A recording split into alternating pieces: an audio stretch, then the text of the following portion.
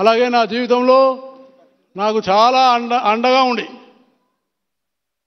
నాకు అన్ని రకాలుగా నేను ఇంత ఎదగడానికి కారణం ఏంటంటే భారతీయ జనతా పార్టీ కార్యకర్తలని నేను మనసారా నమ్ముతున్నాను.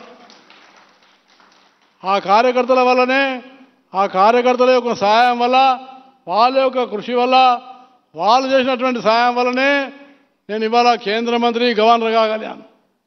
కాబట్టి నేను ఎప్పుడు కూడా కార్యకర్తలను మర్చిపోనని, కార్యకర్తలైన ఆస్తి అని నేను ఈ సభాముఖంగా తెలియజేస్తున్నాను.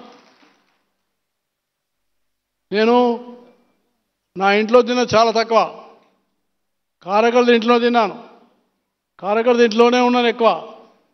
కాబట్టి అలాంటి కార్యకర్తలు వాళ్ళకు నేను ఎంతో రుణపడి ఉన్నానని నేను ఈ సభాముఖంగా తెలియజేస్తూ, అలాగే నా శ్రీమతి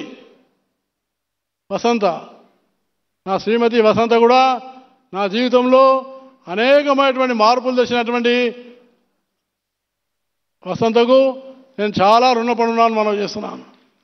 ఏ రోజు కూడా నన్ను ఒక్కరోజు కూడా నా శ్రీమతి ఇక్కడ తీసుకుపో, ఇక్కడ తీసుకురా, నాకు ఇది కావాలి అని చెప్పి అడిగినటువంటి ఒక్క రోజు లేదు.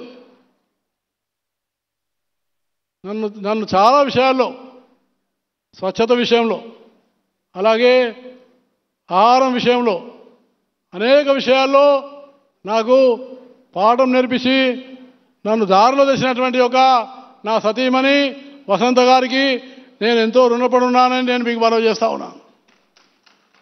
అలాగే నా వెంట ఉండి నా కొడుకు వైష్ణవ్ ఆకస్మికంగా మరణించినప్పటికీ నాకు కొడుకుగానే నా బిడ్డ శ్రీమతి విజయలక్ష్మి అండగా ఉండడము నాకు చాలా సంతోషంగా ఉందని మనం చేస్తున్నాను. నాకు ఆ రోజు చెప్పింది మా బిడ్డ, నాన్న కొడుకు పోయిందని బాధపడకు, నేను నీ కొడుకునని చెప్పి మా విజయలక్ష్మి చెప్పింది. ఆ ధైర్యంతో నేను ముందుకు వచ్చాను. కాబట్టి నా యొక్క బిడ్డ విజయలక్ష్మి, నా శ్రీమతి వసంత, అలాగే మిగతా కుటుంబ సభ్యులు, నాకు తోడ్పడిన వాళ్ళందరికీ మరోసారి నేను ధన్యవాదాలు తెలియజేస్తూ, అలాగే ఈ కార్యక్రమ నిర్వహణ సందర్భంగా అలయబలయ కమిటీ యొక్క నాయకులు ఈ కార్యక్రమాన్ని ఇంత పెద్ద ఎత్తున ఇంతమందిని ఆహ్వానించి పిలిచినటువంటి అలయబలయ కమిటీ నాయకులు మిత్రుడు రామచంద్ర రెడ్డి గారు, చింతల రామచంద్ర రెడ్డి గారు, అలాగే మా యొక్క జనార్దన్ రెడ్డి గారు, శంకర్ యాదవ్ గారు, వారితో పాటు శ్యామ్ సుందర్ గౌడ్ గారు, గౌతమ్ గారు,